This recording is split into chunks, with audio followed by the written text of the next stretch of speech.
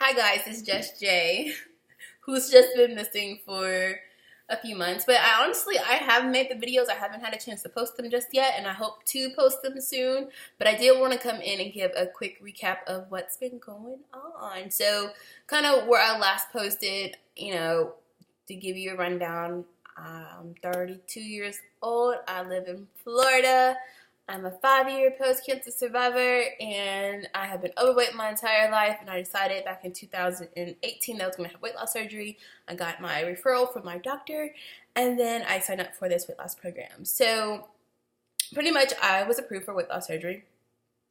On September 23rd, I had weight loss surgery. I did a 2-week clear liquid diet, which I have a video on. I'll post later. And really just being tomorrow 4 weeks out of surgery, I mean, it's so true what they say, that this is only a tool. Weight does not fall off of you at all. Yeah. So, one thing I do want to kind of clarify is that I know I was talking with my program and before with my surgeon about having RNY. And 3 weeks before surgery, I met with my surgeon, just kind of go over our plan and what we're going to do, all this good stuff. And he pretty much told me 2 concerns he had. One was I had a gallbladder. I have gallstones. So I have gallstones, and then I had a hernia. A hiatal hernia, which needed to be fixed, of course. So he was like, I'm going to go ahead and do that, but I am concerned that you chose the RNY. With your previous history with cancer, just keep in mind if we detached your stomach, if for whatever reason you need to take medicine in the future, it's not going to absorb well. So, now I don't give any energy to recurrence at all. I don't think about it. I just don't feed that monster. So when he said that, I'm like, oh my gosh, that's something I didn't think about. Like, I don't think about recurrence at all. So we did discuss a few more pros and cons that I was kind of debating with myself about VSG. And he's like, well, it's ultimately your decision, okay? But you do want to make the best decision for yourself. And I was like, you're right. So I did decide to go with the VSG, okay? So what that looked like, they submitted that paper for approval. I got an approval. I must was so horrible. I got an approval the next day. I was like, ooh, wow. No, I think it was the same day, but it was really quick. They're like, okay, your surgery is set for September 23rd at 7 o'clock in the morning, and you start your pre-op diet on September the 9th. And I'm like, this don't give me time to eat the food that I want to eat. This is next day notice. So, I mean, I know a lot of people go through a funeral. I didn't. I was so sick of food and just wanted to get my body in the best shape, for lack of a better way to explain it, as possible. I think one thing I did was eat something from Chili's, and I went to a pizza place, and I couldn't even eat all the pizza. So, it really wasn't something that I felt was necessary for me, because I know how much I wanted to lose weight. Like, I just really wanted to lose weight a lot. So, September 9th, started my pre-liquid diet. I remember the last thing I ate was some birthday cake. It's my brother's birthday that day. So really, the clear liquid diet was the broth, the protein drinks, the sugar-free Jello. You can do non-caffeinated tea, which that is not my thing, and decaffeinated coffee, which I did try. Gross. Honestly, as far as cheating, I know that's like a video that's out there. Only thing I cheated on is my coffee. I have black coffee. I just could not go without it. Like, it just wasn't going to happen for me. I did stop drinking it about 5 days before surgery, just in case, there was a medical reason why they didn't want us to drink caffeinated coffee.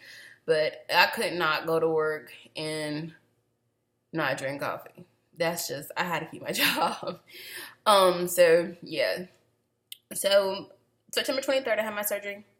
During the clear liquid diet, I lost 14 pounds. So I started 14, gone away before surgery date. And then, I had my surgery on Monday morning. By Monday afternoon, I was in my private room in the hospital, being wet on hand and foot. Being in the hospital was such a positive and encouraging experience. You know how they have you to walk in the first few hours at post-surgery, and that first lap was so encouraging. Everyone was encouraging me along the way. The nurses, you know, patient aides, just everybody, they were so amazing, you know. So they did give me a pain pump. Now, I don't know how that stuff works. I'm not a fan of narcotics, so I would give very low dosage, although I was in discomfort. I wouldn't even say it's pain at that moment. Things were still kind of numb. But on day 2, they put me more like a Motrin and Tylenol and Ativan just to make sure that, you know, I was comfortable during my stay there. I also had a JP tube, which is the thing that's inserted in you to get all the juices out of your surgical area. I remember having that when I had my mastectomy 5 years ago, so it was no fun. That was probably the pain that I felt the most, was that tube and the catheter.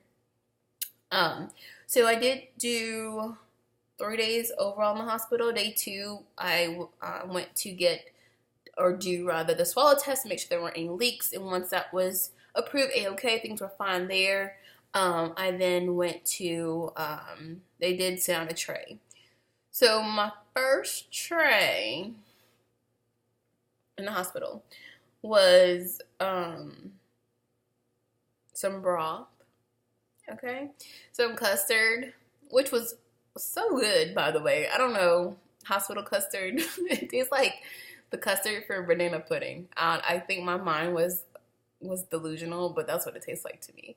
And then some sugar-free juice or something. I don't know. I wasn't that interested in it because I just had surgery. But it was said that I need to do 4 ounces an hour in order to go home. So my little medicine cup, throwing them back like I'm going home. Y'all are not gonna keep me here. Y'all nice, but y'all are not gonna keep me here. So on day 3, I woke up, met with the surgeon. He said, hey, everything's pretty good. Everything's good to go. I'll get your paperwork started. So I did come home, and I was able to stay at my parents' house since they wanted to watch over me. And that was interesting to have my parents care for me. They're very strict to make sure I was following the rules. So today I am tomorrow makes 4 weeks post-surgery, and so far I've lost 38 pounds. In the first month I did want to shoot for, 40 pounds, but hey, I'll take what I can get at this point. So I'm pretty excited. Now, there are overall program goals for my 6 week, my 3 month, 6 months, and year follow-up. It's just making sure that I'm meeting those goals. I want to do as much as possible in this period of your body's releasing calories, but let's be honest, it is so hard to eat, period. Like, I'm on the puree stage, and it's so hard to eat. Like, I try to eat, but it makes me feel so gross. Like, just thinking about food makes me feel so nauseous. The only thing I can really stomach right now are fat-free,